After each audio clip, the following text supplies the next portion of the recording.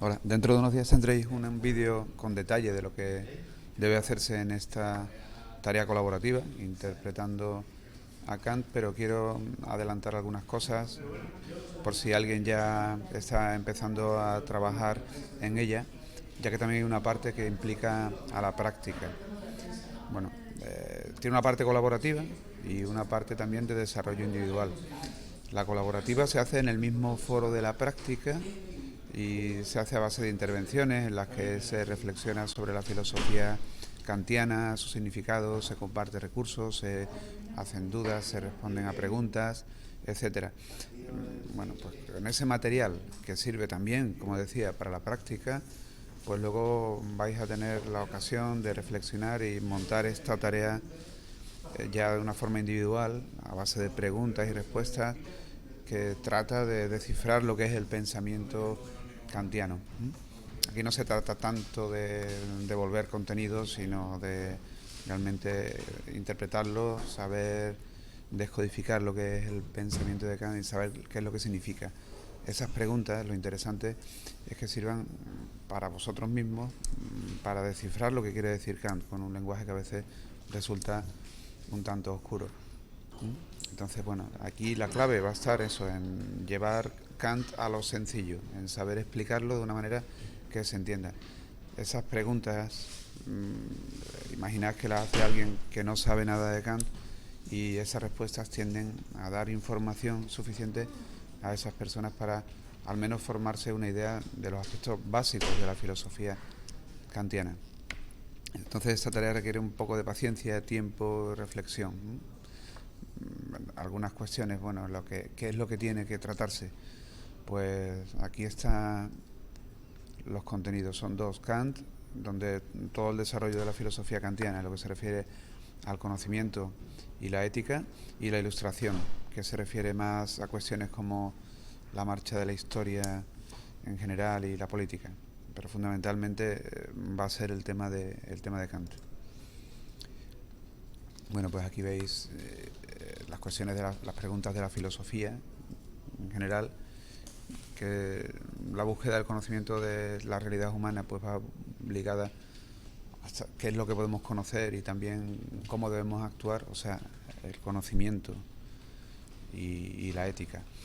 Y el conocimiento pues es donde quizá el desarrollo más complejo, ¿no? Partimos del racionalismo y el empirismo. El racionalismo fundaba el conocimiento en la razón. La experiencia era algo que no nos conducía a un conocimiento válido que pudiera probarse. Y luego, por otro lado, el empirismo, que recalca que todo conocimiento proviene de la experiencia y que no es posible traspasar nunca el ámbito de dicha experiencia. Bueno, pues Kant veremos que trata de superar esa decisión entre el racionalismo y el empirismo y busca un modelo sintético que implica aspectos racionalistas y aspectos empiristas. Para ver el conocimiento tiene un aspecto a priori, que es lo que nosotros ponemos en el acto de conocer. En esto se emparenta con los racionalistas, pero por otro lado el conocimiento necesariamente aplica eso que nosotros tenemos a la experiencia. Sin experiencia eso quedaría vacío, ¿no? Con lo que concuerda también en este caso con los empiristas. Aquí habla de las características del juicio científico. El juicio científico tiene que ser a priori, o sea, tiene que ser universal y necesario. La experiencia no nos da nada necesario, solamente la razón lo permite, y son esos elementos a priori los que permiten el juicio científico.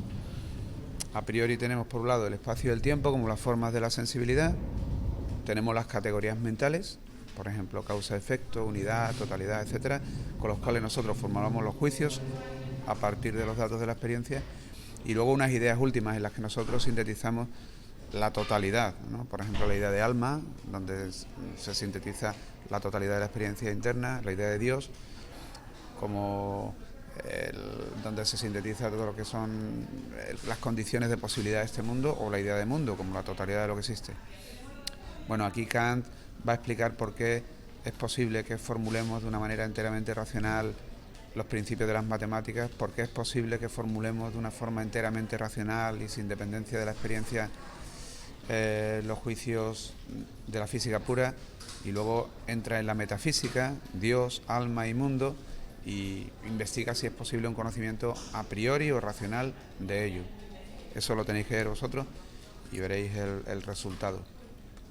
Eso por un lado.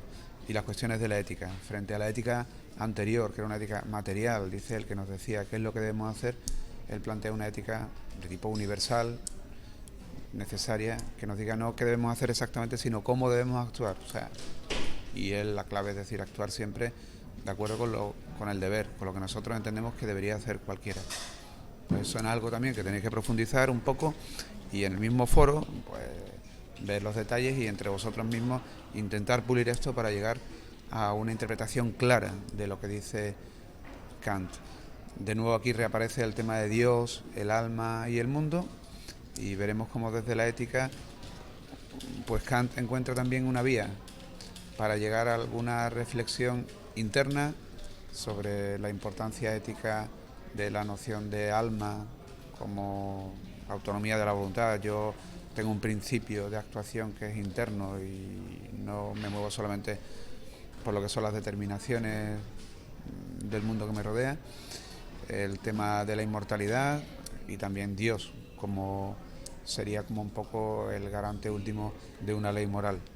Bueno, esta doble vertiente del tema de la metafísica y cómo se reinterpreta de la ética, eso también hay que verlo. Bueno, en suma, son muchas cuestiones, también algo sobre la ilustración y sobre su idea de progreso racional. Es cuestión de todo esto, tratarlo con lentitud, no tratar de aprenderlo de memoria, sino decir, bueno, esto que tengo aquí, ¿qué significa? ¿Qué quiere decir Kant con esto? E intentar verlo en el foro y luego ya cuando las ideas se tengan claras, materializarlo en esa especie de entrevista de preguntas y respuestas aclaratorias sobre lo que realmente significa la filosofía kantiana. Bueno, espero que con esto de momento quien quiera trabajar en ello tenga ya una primera guía y le sirva para el desarrollo de esta tarea.